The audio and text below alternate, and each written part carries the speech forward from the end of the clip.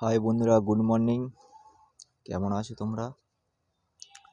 তো আমি আগেও কথাগুলো বলেছিলাম, একটা মানুষ খুব মানে তাকে যতটা খারাপ বলা হয় ততটা সে খারাপ থাকে না। হ্যাঁ, মানুষের সময় খারাপ যায়, তা বলে মানুষটা কখনো খারাপ হয় না।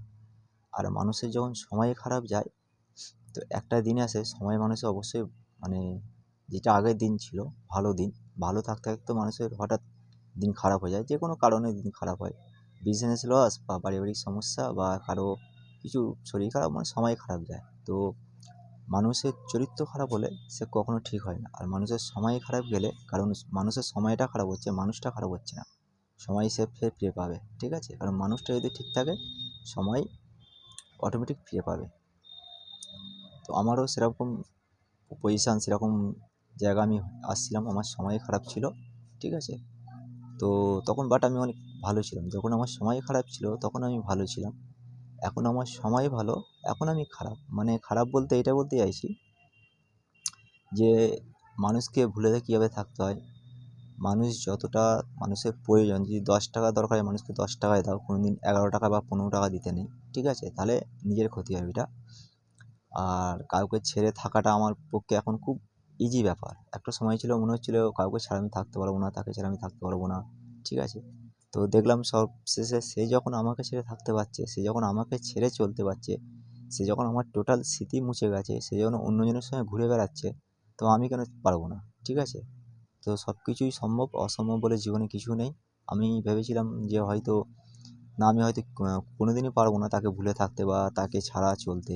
ঠিক আছে, তো আমি এখন মোটামুটি তোমাদের ভালোবাসায়, তোমাদের আশীর্বাদে মোটামুটি হ্যাপি।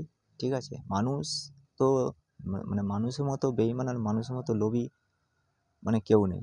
ঠিক আছে, মানুষ দেখবে একটা গাছকে যত্ন করে, যতক্ষণ না ফল গাছে আসে ততক্ষণ যত্ন করে, ফল চলে এলে যত্ন করে, ফল যখন যেই গাছটা দেবে না গাছটাকে কেটে দেয়। তো সবাইকে একটা কথাই বলবো, গাছটাকে মানে কাটা উচিত নয়, কারণ গাছ যদি না ফল দিতে পারে সে ছায়া দেবে। সেরকম বাবা মা বৃদ্ধ হলে যদি না টাকা পয়সাতে সাহায্য করতে পারে, বাবা মা বুক ভরা ভালোবাসার আশীর্বাদ দেবে। আর বাবা মার হাত যার মাথার উপর আছে, তার মানে ভগবানেরও শান্তি নেই, তার ক্ষতি করবে। ঠিক আছে, অতএব বাবা মাকে ইগনোর না করে চলাটাই বেটার। ঠিক আছে, তো সে যেটা ভেবেছিল যে সেও মানে বুঝে নিয়েছিল যে সে ছাড়া আমি চলতে পারবো না। তো এটা বোঝাটা স্বাভাবিক, মানে তাকে আমি অন্ধের মতো বিশ্বাস করেছিলাম। আমি যদি কোথাও যেতাম, কোথাও বলতে গেলে যদি আমার কোনো জায়গায় 10টা বন্ধু যেত, একটা পিকনিক করতে যাচ্ছি তো কোনো জায়গায় 10টা বন্ধু যাচ্ছে, সেই জায়গাটা আমি তাকে নিয়ে যেতাম। আমি কেন একটা কথা ভাবতাম যে আমি একা আনন্দ করব, ও কেন আনন্দ করবে না। কিন্তু আমি কোনো দিন ভাবিনি যে ওই জায়গায় নিয়ে গেলে খারাপ হবে। বা আমি এটাও বলছি না যে আমার বন্ধুদের সঙ্গে সে চলে গেছে বা বন্ধুদের সঙ্গে কোনো কিছু করেছে না, বন্ধুদের সঙ্গে কিছু করেনি বা বন্ধুদের সঙ্গে চলেও যায়নি। ঠিক আছে, তো স্বাধীনতা তাকে প্রচুর দিয়েছিলাম, প্রচণ্ড বিশ্বাস করেছিলাম, সেই বিশ্বাসের মর্যাদা তো রাখিনি। যাই হোক, আমি খারাপ, নাহলে সে আমায় ছেড়ে যাবে কেন? আমি যদি ভালো হতাম তো আমায় ছেড়ে যেত না, বা আমি যদি ভালোই হতাম তাহলে আমার থেকে বেটার কাউকে পেত না।